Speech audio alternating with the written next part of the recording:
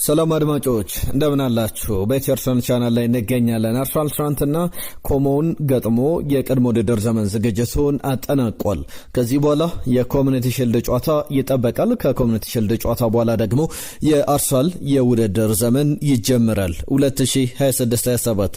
በቀጣይ የእንግሊዝ ፕሪሚየር ሊግ ከዛሬ አንስቶ 8 ቀናት ይቀሩታል። የዝውውር መስኮቱም ሊዘጋ 18-19 ቀናት አካባቢ ብቻ ይቀሩታል። በእነዚህ ጊዜያት ላይ ምን ጨምሮ ይመጣል የሚለው የመጨረሻ ቀናት ላይ በአርሰናል በኩል የሚጠበቁ ጉዳዮች ናቸው። ዛሬ በስፋት ስለ ቅድመ ውድድር ዘመን ዝግጅት ጨዋታዎች፣ በአርሰናል በኩል ስለነበሩ ጉዳዮችና በመጨረሻ ቀናት ላይ ሊጠናቀቁ ይችላሉ ስለምንላቸው ዝውውሮች በስፋት እየተመለከትን እንቆያለን። አርሰናል መሸጥ ለምን ከበደው የምንመለከተው ሌላኛው ጉዳይ ነው። ከዛ ውጪ ሌሎችም በዝውውር ዜናዎች ከአርሰናል ጋር እየተያዙ እየተነሱ ያሉ ዘበር ዜናዎችን የነገርናችሁን ቆያለን። በቻላችሁት በያላችሁበት አብራችሁን ቆዩ። መልእክት፣ ሀሳብ፣ አስተያየቶቻችሁን እንቀበላለን። ትናንትናም በርከት ያሉ ጉዳዮችን ልካችሁልናል። በተለይ ደግሞ ከሉዊስ ስኬሊ ጋር በተያዘ ከአርሰናል መልቀቅ የለበትም የሚሉ ዝርዝር ጉዳዮችን ስታስደምጡን ስትልኩልን ነበረ።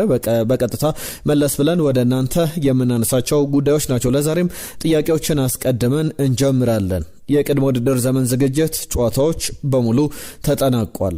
እንግዲህ የእናንተን ሀሳቦች አሁን የምንቀበልበት ሰዓት ነው። የቅድመ ውድድር ዘመን ዝግጅቱ ላይ አርሰናል እንደ ዲፌንዲንግ ቻምፒየን ባለፈው ፕሪሚየር ሊጉን እንዳሸነፈ ቡድን ተጫውቷል ብላላችሁ? ቡድኑ ለአዲስ ውድድር ዘመን ዝግጁ ነው ብላችሁ ታስባላችሁ ወይስ ደግሞ ገና ብዙ ይቀሩታል? በአርሰናል በኩል ለእናንተስ ምርጡ ተጫዋች ማን ነበር? በቀድሞ ውድድር ዘመን ዝግጅት ላይ ተስፋ የጣላችሁበት ተጫዋች ማን ነው? አዲስ ከመጡትም ወይም ደግሞ በዋነኝነት በቡድኑ ውስጥ ከነበሩ ተጫዋቾች መካከል አርሰናል ዝግጁ ነው አይደለም የሚለውን ጉዳይ በስፋት እየነገራችሁን አብራችሁን ቆዩ። ትናንትና ኮሞን የገጠምበትን ጨዋታ አንስተን ምን ጀምረው የዚህን ጨዋታ ጉዳይ ከማንሳታችን በፊት ግን ይህንን ቪዲዮ ላይክ እንድታደርጉ ቻናላችንንም ሰብስክራይብ አድርጋችሁ እንድትጀምሩ አስቀድሜ ላስታውሳችሁ። ላይክ አድርጉ፣ ሼር አድርጉ፣ ሰብስክራይብ አድርጉ የሁል ጊዜ ጥያቄያችን ነው። ሴስ ፋብሪጋስ ወደ ኤምሬትስ ስቴዲየም የተመለሰበት ጨዋታ ኮሞን አርሰናል ያከናወኑት መርሃ ግብር ነበረ። ትናንትና በዚህ ጨዋታ ዙሪያ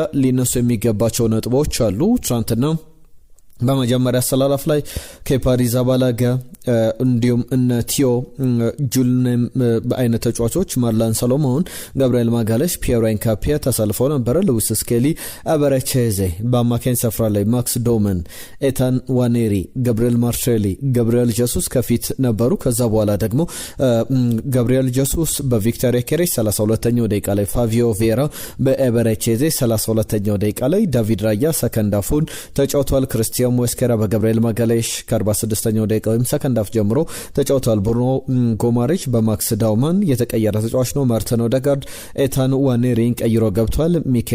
ሚኬል ሜሬኖ ሉዊስ ስኬሊን፣ ክርስቲያን ዞሎስ፣ ገብርኤል ማርሼሊን፣ ኖኒ ማዱኬ፣ ፋቪዮ ቬራን፣ ሪካርዶ ካላፊዮሪ፣ ፒየሮ ኤንካፒያን ከቨርስ፣ ቪክቶር ዮኬሬሽን፣ ቤን ዋይት ቲዮን ቀይሮ ገብቶ ነበረ። ጆሽ ደግሞ ማርለን ሰሎሞንን ቀይሮ በሜዳ ላይ ተመልከተናቸዋል። የመጀመሪያው 90 ደቂቃ መደበኛ ደቂቃ 1-1 ነው ተጠናቀቀው። ሉዊስ ስኬሊ 33ኛው ደቂቃ ላይ ግብ አስቆጠረ። ማትሬን ባርቱና ከ10 ደቂቃ በኋላ ለኮሞ ግብ አስቆጥሮ ጨዋታው 1-1 ተጠናቀቀ። በመለያ ምት ለአርሰናል ኖኒ ማዱኬ ማስቆጠር አልቻለም። ከዛ ውጪ አልቫሮ ሞራታና ኤቫን ለኮሞ ፍጹም ቅጣት ምቶችን የሳቱ ተጫዋቾች ናቸው። ክሪስቶስ ዞሊስ የመጨረሻውን ፍጹም ቅጣት ምት አስቆጥሯል። ብሩኖ ጎማሬች ከቨርስ፣ ማርቲን ኦዴጋርድ ፍጹም ቅጣት ምት ያስቆጠሩ ተጫዋቾች ናቸው። አርሰናል መለያ ምቱን 4-3 በሆነ ውጤት አሸንፏል። ስለ ጨዋታው ማሸነፍ አለማሸነፍ ብዙ የሚነሱ ነጥቦች አይደሉም። የናንተን ሀሳብ ግን ላኩልን። የቅድመ ውድድር ዘመን ዝግጅቱ ላይ አርሰናል በሚገባ ተዘጋጅቷል ወይ? ለአዲስ ውድድር ዘመን ሬዲ ዝግጁ ነው ወይ? ለሻምፒዮንነት ፕሪሚየር ሊጉን በጠንካራ ፉክክር ለመቀጠል የናንተን ሀሳቦች የላካችሁልን አብራችሁን ቆዩ። ባለፉት 10 ዓመታት በእንግሊዝ ፕሪሚየር ሊግ ላይ ሲቲ ዶሚኔት አድርጓል። ቀጣይ አርሰናል ዶሚኔት ያደርጋሉ? ትልቁ ጥያቄ ነው።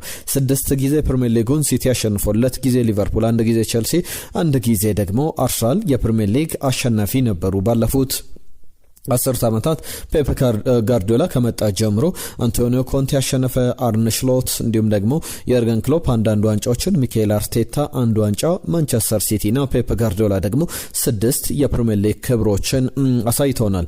በትናንትናው ዕለት ለምሳሌ ጋብሪኤል ማርሴሊ የመጀመሪያውን አፍ፣ ክሪስቶስ ዞሊስ ሰከንድ አፉን ሲጫወቱ ተመልክተናል። ነገር ግን በክሪስቶስ ዞሊስ በኩል ከጋብሪኤል ማርሴሊ ቀድሞ የመሰለፍ እድሎችን ያገኛል ብዬ ጠብቃለሁ። ጋብሪኤል ማርሴሊን ሚኬል አርቴታ ዞሊስንም በዚሁ ክረምት ላይ የተጠቀመባቸው ካሉ አጠቃቀሞች አንጻር ያንን መመልከት ይቻላል። ባለፉት የቅድመ ውድድር ዘመን ዝግጅት ጨዋታዎችም ላይ ያንን ተመሳሳይ ነገር ካርሰናል ኤክስፔክት ማድረግ ይቻላል። ማርሴሊ ክለቡን ይለቃል ተብሎም የሚጠበቅ አይነት ተጫዋች ነው። ወደ በኋላ ላይ በዝውውር እናነሳዋለን። በቀጣይ ዓመት ግን አርሰናል ቪክተር ዮኬሬሽም ከፊት መስመር ላይ መጀመሩ የሚቀር አይመስልም። ክሪስቶስ ዞሊስ የመጀመሪያ ተመራጭ መሆኑ አይቀርም። ኖኒ ማዱዌኬ ደግሞ ከሳካ በፊት ይሰለፋል ተብሎ አይጠበቅም። ስለዚህ አዳዲስ ተጫዋቾች ካልመጡ በስተቀር ዞሊስ፣ ዮኬሬሽ እንዲሁም ደግሞ ሳካ ፊት መስመሩን ይመራሉ። ማርቲን ኦዴጋርድ ምን አይነት ተጫዋች ነው የሚለውን በደንብ እየተመለከተ እንገኛለን። ሄልዚ ነበረ ትናንትና ለምሳሌ ፋቪዮ ቬራ የሳታት ኳስ የማርቲን ኦዴጋርድን ብሪሊያንስ የሚያሳይ 1-1 ከግብ ጠባቂው ጋር አገናኝቶት ነበረ። ፋቪዮ ቬራ ከዛ በተሻለ መንገድ ማስቆጠር ይችል ነበረ። ጥሩ ሹት አድርጎታል። ነገር ግን ከዛ በላይ በ1-1 አጋጣሚ ላይ ማስቆጠር የነበረበት እድል ነበር። ማርቲን ኦዴጋርድ በጣም ሪፍሬሽ አድርጎ ሄልዚ ሆኖ በጣም ጤነኛ ሆኖ በሙሉ የማች ፊትነስ ላይ ያለ ይመስላል። እያንዳንዱ እንቅስቃሴዎቹ ያንን ያሳያሉ። ያንን ከአርሰናል አምበል ያንን ከቡድኑ ተጽዕኖ ፈጣሪ ከቡድኑ 8 ቁጥር መጠበቅ ያስፈልጋልና ራሱን ዲስከቨር ማድረግ የሚችል ከሆነ 2022-23 ላይ የነበረውን ተጫዋች መመልከት የምንችል ከሆነ ለአርሰናል እንደ ትልቅ ስኬት እንደ ትልቅ ነገር የሚቆጠር ነው ብሎ መመልከት ይቻላል። ከውፍረቱ ጀምሮ ትንሽ ቀንሶ ሻርፐር ሆኖ የበለጠ ደግሞ ኮሚትድ ሆኖ የመጣ ይመስላል። ስለ ኦዴጋርድ ይህንን ማንሳት ይቻላልና ኦዴጋርድ ጥሩ ከሆነ ደግሞ የበለጠ በአማካኝ ስፍራ ላይ ከሱ ጋር ብሩኖ ጉማሬሽ፣ ደክላን ራይስ ይጣመራሉ ተብሎ ነው የሚጠበቀውና በሲዝኑ ሂደት ላይ የእናንተን ሀሳቦችም ያካፈላችሁን አሁንም አብራችሁን ቆዩ። በቅድመ ውድድር ዘመን ዝግጅት ተጠናቋል እንዳለው እና በአርሰናል በኩል ግን እንደኔ ሬዲ ዝግጁ አይመስልም። ነገር ግን ሚኬል አርቴታ ከባለፈው ጨዋታ በኋላ በሪያል ቤቲስ እንዲሁም ደግሞ በቦሩሲያ ዶርትመንድ ከተሸነፈ በኋላ አርሰናል የሰጠው ሀሳብ ነበረ። ሚኬል አርቴታ ምንድነው ያለው? ለቅድመ ውድድር ዘመን ዝግጅት የበለጠ መጫወት ያለብን እንቅስቃሴዎች ማድረግ ያለብን እንቅስቃሴዎችን አድርገናል። ነገር ግን ባለፈው ዓመትም ለምሳሌ በቶትናም በቫሌንሲያ ተሸንፈን ነበረ የቅድመ ውድድር ዘመን ዝግጅቱን ያጠናቀቅ ነው። ነገር ግን በዚህኛው የቅድመ ውድድር ዘመን ዝግጅት እንዳሳየ ነው ሽንፈትም ቢኖር እንደባለፈው ዓመት በማሸነፍ በጥሩ መንፈስ እንጀምራለን የሚል ሀሳቡን ያነሳል። ለምሳሌ በእናንተ ውስጥ በእናንተ እይታ በእናንተ መልከታ ማን ነው የቅድመ ውድድር ዘመን ዝግጅት ላይ ጥሩ የምትሏቸውን ተጫዋቾች ጥቀሱልን። እንደኔ አሁን ለምሳሌ ማክስ ዶመን፣ ፒየሮ ኢንካፒ፣ ሉዊስ ስኬሊ፣ ማርሎን ሶሎሞን፣ ዳቪድ ራያ በጣም ጥሩ ነበሩ በቅድመ ውድድር ዘመን ዝግጅት ላይ። ግብ ጠባቂ ቦታ ላይ ያለ ራያ አርሰናል የሚተማመንበት አይነት ተጫዋች አለው የሚለው በጣም ትልቁ ጥያቄ ነው። ብሩኖ ጉማሬሽንም በተመለከተ ጥሩ ጭማሮ እንደሆነ ቡድኑ ብዙ ሊያሻሽለው እንደሚችል ማሰብ መናገር ይቻላል። ነገር ግን ከዛ በላይ ዝውውሮች ላይ አርሰናል መሳተፍ ይጠበቅበታል። ጋብሪኤል ጀሱስ በጣም ኮምፎርታብል ነው የውድድር ዓመቱን ሊጀምር ይችላል ወደ ሌሎች ክለቦችም ሳይድና አርሰናል በገበያው ላይ አቬለብል የሆኑ ለምሳሌ ትሮሳርድን 20 ሚሊዮን ዩሮ አካባቢ ሸጦታል። ማርቲኔሊን በ50 እና 60 ሚሊዮን ዩሮ ሊሸጠው ይችላል። ጋብሪኤል ጀሱስ 20 ሚሊዮን ዩሮ። ፋቪዮ ቬራን ብንመለከት በ20 ሚሊዮን ዩሮ ሊሸጥ ይችላል። ዋኔሪ ከ40 እስከ 50 ሚሊዮን ዩሮ። ሉዊስ ስኬሊም የሚሸጥ ከሆነ እሱ ደግሞ እስከ 80 ሚሊዮን ዩሮ ድረስ ሊሸጥ የሚችል ተጫዋች ነው። አርሰናል ከ150 ሚሊዮን ዩሮ በላይ በገበያው ላይ ማትረፍ ይችላልና በቀጣይ ደግሞ ዝውውሮች ላይ ራሱ ማጠናከር ይኖርበታል። ከጨዋታዎች በኋላ ሚኬል አርቴታ ያነሳቸው ጉዳዮች አሉ። አንደኛው ስለ ማርሌይ ሳሎሞን ነው። ማርሌይ ሳሎሞንን በተመለከተ በጣም ጥሩ እግር ኳስ ተጫውቷል። በጣም ፈጣን ነው ለመማር ጥሩ ነገሮችን ሪሊ ኩዊክሊ ፒክ ያደርጋል ነገሮችን እና በጣም ጥሩ ተጫዋች ነው። 16 ዓመቱ ላይ ይገኛል። ስለዚህ ከሱ ኤክሰፕሽናል ተጫዋች ነው፣ ብዙ እንጠብቃለን ብሏል። ከዛ ውጪ ስለ ዝውውሮችም አንስቷል። ተጫዋቹንም በተመለከተ ያነሳቸው ጉዳዮች አሉ። ተጫዋቹ ማርሌይ ሳሎሞንን በተመለከተ እሱን በቀጣይ ለማጫወት እቅዶች አሉ። ነገር ነገር ግን ሌሎች ተጫዋቾችን በተከላካይ ቦታ ላይ የምናስፈርም ከሆነ ኦብቪየስሊ ቢቆይ እንኳን የመጫወት እድሉ ሊያንስ ይችላል። ስለዚህ ያ ማለት አይጫወትም እድል አንሰጠውም እድል ያገኝም ማለት አይደለም። ነገር ግን የመጫወት እድሉ ይጠባል። ስለዚህ ሪሊያብል የሆነ ከሱ የተሻለ ተጫዋች የምናገኝ ከሆነ ወይም ደግሞ በክረምቱ የዝውውር መስኮት ላይ ሌሎች ስራዎችን የምንሰራ ከሆነ የሚጠበቅ ጉዳይ ሊሆን ይችላል ብሏል። ሌላኛው ሚኬል አርቴታ ያነሳው ጉዳይ በአርሰናል በኩል የዚህ ማርጂኑን ሊያጠብልን የሚችል ዝውውር ካለ በጣም ጠባብ እድል ነው ያለው ማን ሊመጣ ይችላል በሚለው ጉዳይ ላይ አወር ማርጂን ኢምፕሩቭ ሊያደርግ የሚችል አሁን መሻሻል የምንችልበትን ደረጃ ሊያሻሽሉ የሚችሉ ተጫዋቾች መጥተው አርሰናል ሊያሳድጉ የሚችሉ ተጫዋቾች በጣም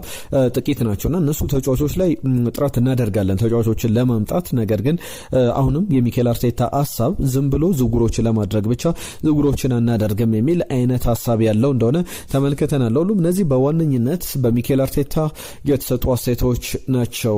ማርጂን ኦፍ ሰክሰስ የስኬታችንን ጫፍ ሊያደርሱን የሚችሉ ተጫዋቾችን ብቻ እናመጣለን የሚል አንድምታ ያለው ሀሳብ ነው የሰጠው ከሚኬል አርቴታ ጋር በተያዘ።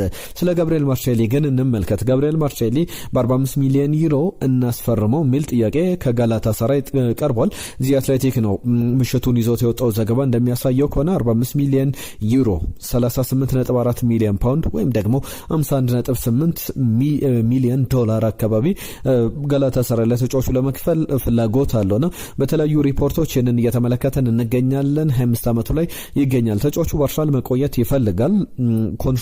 ኮንትራክቹዋል አግሪመንቱ ወይም ደግሞ ኦብሊጌሽኑ እስከ 2028 ድረስ ሊያቆየው ይችላል። አሁን ባለው የድርድር ሂደት እስከ 2027 ድረስ አርሰናል ተጫዋቹን የማቆየት መብት አለው። አንድ ዓመት ተጨማሪ መብት ደግሞ በአርሰናል እጅ ያለ ነውና እንደ ተጫዋቹ ከሆነ እስከ 2027 ድረስ በአርሰናል መብት ከሆነ ደግሞ እስከ 2028 ድረስ በክለቡ የመቆየት እድል ሊኖር ይችላል። ጋላታሳራይ ተጫዋቹን በስኳድ ውስጥ የመጨመር ጋብሪኤል ማርሴሊን የመጫወት ፍላጎቶች እንዳሉት የሚያሳይ ዘገባዎች አሉ። ስለዚህ እሱ የሚለቅ ከሆነ በአርሰናል የሚቀረው ብቸኛው አማራጭ ክሪስቶስ ዞሊስ ብቻ ይቀራልና ያ ደግሞ በግራ መስመር ላይ የበለጠ ምናልባት ኤዜን ወደዛ ወስዶ ማጫወት የማይችል ከሆነ የአርሰናልን የተሳትፎ እድል በደንብ ያጠበዋል። ብዙ እየተባለበት ያለ ጉዳይ ነው። እናንተስ ምን ትላላችሁ? 45 ሚሊዮን ዩሮ አሁን ካለው የገበያ ኢንፍሌሽን አንጻር የገበያው የማርኬት ዋጋው በጣም ዝቅ ብሏል ወይስ ደግሞ በቂ ነው ብላችሁ ታስባላችሁ? እስቲ መልእክቶቻችሁን እየላካችሁልን አሁንም አብሮነታችሁ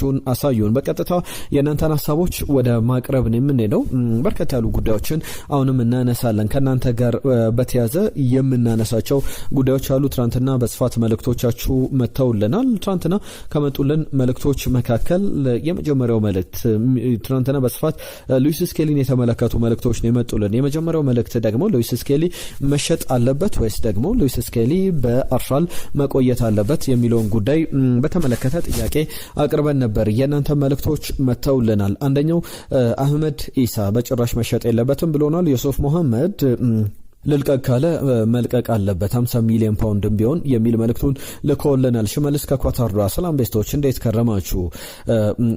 ለሉዊስ ስኬሊ ከአርሰናል መልቀቅ የለበትም። ለአርሰናል እጅግ ጠቃሚ ተጫዋች ነው። ለአርቴታ ወሳኝ ነው። ከተሸጠ ደግሞ ለማንቸስተር ሳይሆን ለሌላ ክለብ ነው መሆን ያለበት። ስኬሊ ወደፊት እጅግ በጣም አሪፍ ይሆናል። ሰናይ ቀን ብሎናል ሽመልስ ከኳታር ዶሃ። ወንድሙ ወንዴ የጻፈልን መልእክት አለ። ሉዊስ ስኬሊ የአርሰናል ውድ ልጅ ነው፣ ገና ታዳጊ ነው። አርሰናል በፍጹም ግዙኝ ብሎ ሊያቀርቡ አይችልም። ስኬሊ በአርሰናል ቆይታ ለቦታው መፋለምን ይመርጣል። ድልና ድምቀት ለታላቁ ክለባቸው ብሏል። አርሰናል በቀጥታ ዳይሬክትሊ ግዙኝ ብሎ ማርኬት ላይ ተጫዋቾችን ላይወጣ ይችላል። ነገር ግን በወኪሎች በኩል የንን ኦፈሮች ለተለያዩ ክለቦች አቅርበዋል የሚሉ ዘገባዎችን ዚ አትሌቲክ ላይ ተመልክተናል። ሉዊስ ስኬሊ በተመለከተ ጃታኒ ከያቤሎ ቦረና የጻፈልን መልእክት ነው። ወዴትም አይሄድም፣ ምክንያቱም በጣም ለአርሰናል አስፈላጊ ተጫዋች ነው በተለይ በዚህ ወቅት ላይ ብሎናል። ቢኒባና መልቀቅ የለበትም፣ ትልቅ አቅም ያለው ተጫዋች ነው፣ በፍጹም አይለቅም ብሎናል። ተስፋዬ ወርቅነህ የብሩኖ ጉማሬዥ መምጣትን ተከትለው የተጫዋቹን የቋሚ ተሰላፊነት ሁኔታን ለማወቅ በወኪሎቻቸው በኩል የሚነዛ የዝውውር ግርግር ካልሆነ መስተቀር ሉዊስ ስኬሊ ዙቤንዲ ከአርሰናል ጋር ይቆያሉ የሚል እምነት አለኝ። አርሰናል ለእያንዳንዱ ዋንጫ ነው የሚፋለመው ብሏል አርቴታምና ይህንን ስናስታውስ ደግሞ ያጠናከረውን የማል ክፍል ተጫዋችን በመቀነስ ያሳሷል የሚል እምነት የለኝም ብሏል ተስፋዬ ወርቅነህ። ከልብ እናመሰግናለን። ወንድሙ እንደ አርሰናል ኮሞን 3-1 ያሸንፋል፣ ይጠናቀቃል፣ ልልና ድምቀት ለታላቁ ክለባችን ብሎ ነበረ። ነገር ግን 1-1 የተጠናቀቀ ጨዋታ ነው።